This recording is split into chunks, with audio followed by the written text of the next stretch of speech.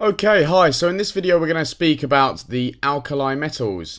Now the alkali metals are those found in group 1 of the periodic table. And so if I was to highlight them, it would be all of these guys here.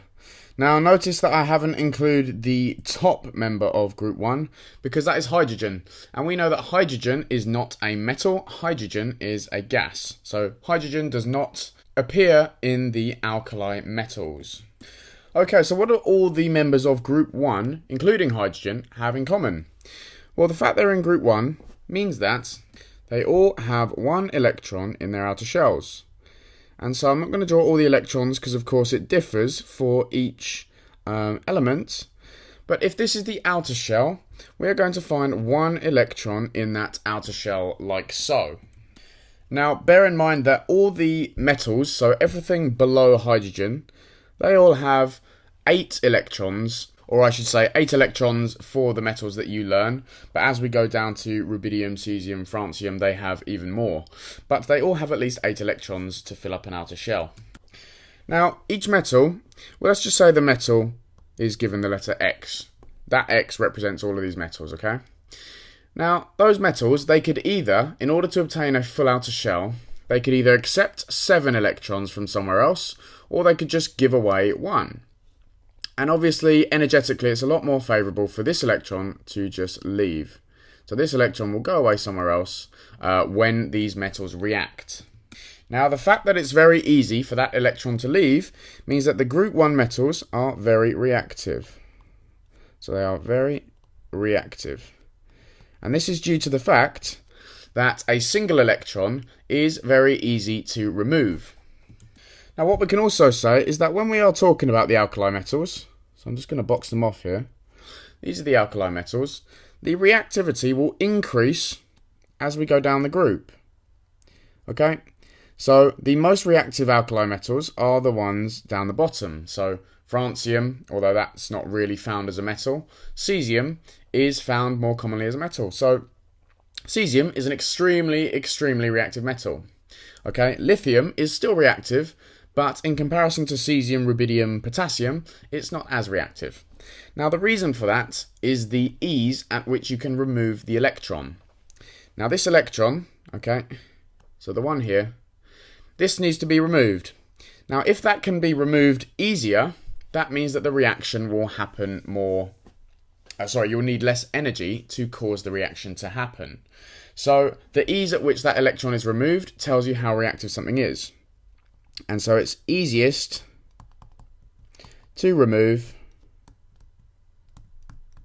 the electron.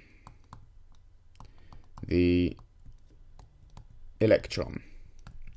Okay, that is because the electron, if you think about something like potassium, the electron is found way further away from the positive nucleus than it is in lithium.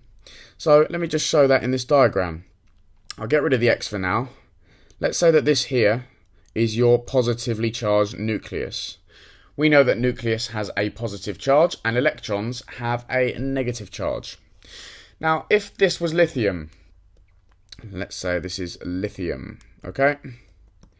Lithium has one shell, which is full up with electrons, and that's found in the center. Okay, so this is the first shell. It then has the second shell with one electron in it. And so this electron here is still relatively close to the positively charged nucleus, okay? And so that means that the electron is attracted to the nucleus. We do have some shielding from these electrons as well, which means that the increased positive charge of the nucleus does not as much affect these outer electrons. Now, by contrast, let's have a look at potassium. So let's zoom down. Potassium will look something like this. Okay, so this is our potassium. Whoops, there we go. And you can see that the outer electron on potassium is way further away than from the positive nucleus. And that means that it's feeling less force of attraction to the positive nucleus, and so it's easier to remove. Now the fact that the distance is greater means that those electrons can be removed more easily, and therefore potassium is more reactive than lithium, because this electron, on the outer shell of lithium is closer to the nucleus.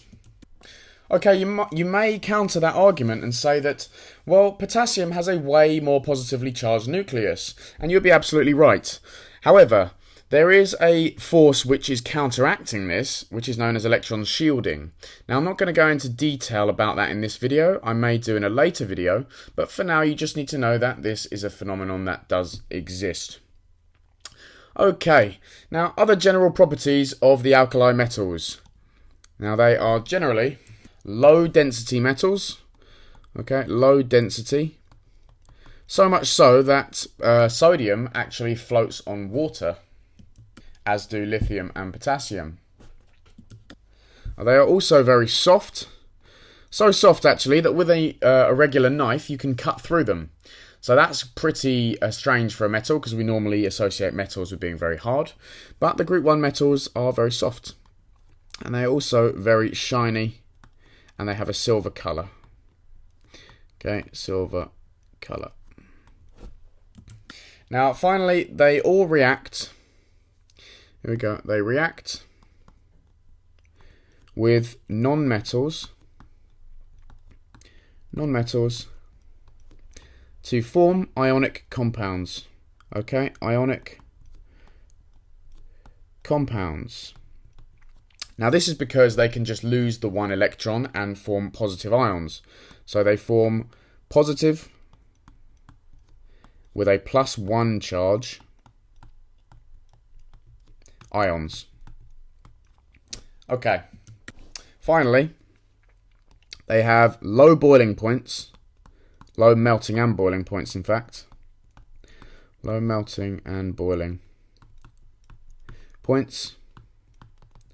And that is when compared to other metals. Obviously, if you have a look at something like oxygen or carbon dioxide, their boiling points are way lower than the metals, because all of these metals are solids at the normal room temperature. However, the melting point decreases, so this arrow just means decreases, as we move down the group. Okay, and just to give you an example, let's go back to our periodic table. Cesium, which is here, let's just draw an arrow in there. Cesium has a melting point, endpoint, of 29 degrees Celsius. Okay, that's very low. So if you go into a reasonably warm room, cesium will actually turn into a liquid. So that shows you just how low their melting points are. For metals, that is. Okay, so now let's move on to their reactions. Okay, so the reactions of the group 1 metals. Now, something that all the metals, all the alkali metals that is, react with is water. So they all react with water. Okay? Now, bear in mind when we're speaking about reactions that we've already discussed how reactive the metals are. So the metals further down the group, when you're looking at cesium and potassium, are going to react the most violently, whereas lithium is the least reactive metal in group 1, so that will not react as violently as the rest. Okay, so when we add, so if we add lithium, sodium, potassium, that's not an I, sorry, that's a comma, to water, okay, what we get is the metal floats because they're so, well, their density is so low, and we get fizzing. So we get fizzing. Now that fizzing is telling us that a chemical reaction is happening, because fizzing, or effervescence is its scientific term, tells us that a gas is being produced. Now because potassium is so reactive, okay, potassium actually causes a flame to be produced. It reacts so vigorously that it catches fire. It catches fire, but it doesn't look like normal fire. It's actually a lilac flame. You don't need to know why it's lilac, but it is. And if you do it in a lab, then it's a pretty cool experiment to do. Okay, so you need to be able to write equations for what reaction is actually happening. And it's going to be the same for all the metals, okay? They're going to react in the same way. Obviously, just potassium reacts more vigorously. So if we take sodium as an example, okay, and we add water, you're always going to produce, the salt, which is sodium hydroxide, okay, but that is in solution. And the fizzing you get is because of hydrogen gas, okay? So sodium plus water makes sodium hydroxide plus hydrogen gas. Now if we're going to put the state symbols in, obviously sodium is a metal, it's solid. Water is a liquid. Sodium hydroxide is dissolved in the water, so we say that that is aqueous.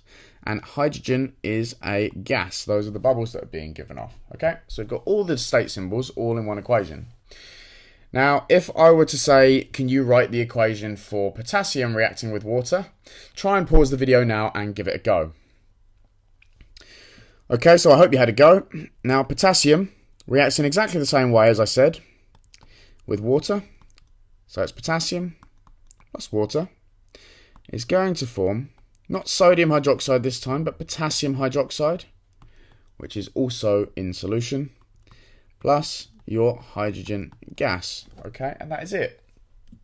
You could be asked to write this equation for any of the group 1 metals. Most likely it's going to be sodium, potassium, or lithium though. Okay, right, finally, we have the reactions with halogens.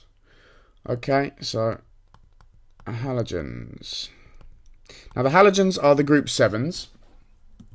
So if we go back to our periodic table, up here, the halogens are here. Okay, so these are the halogens.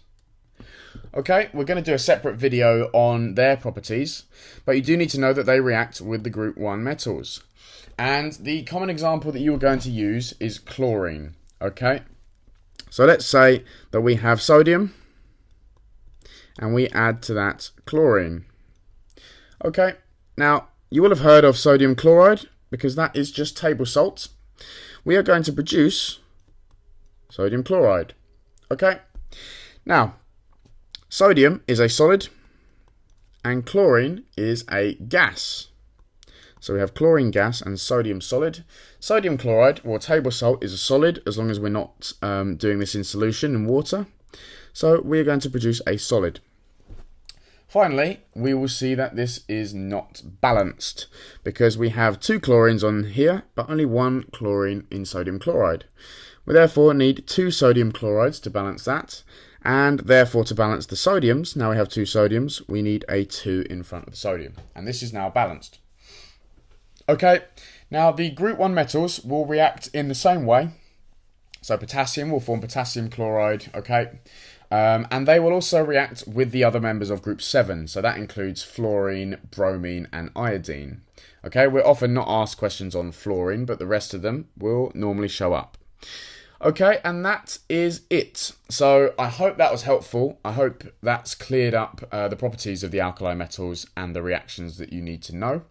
If you do have any questions on that, please do feel free to write a comment in the box below or send me a direct email. Please don't forget to subscribe because there are more videos coming out very soon. And I look forward to seeing you in the next one.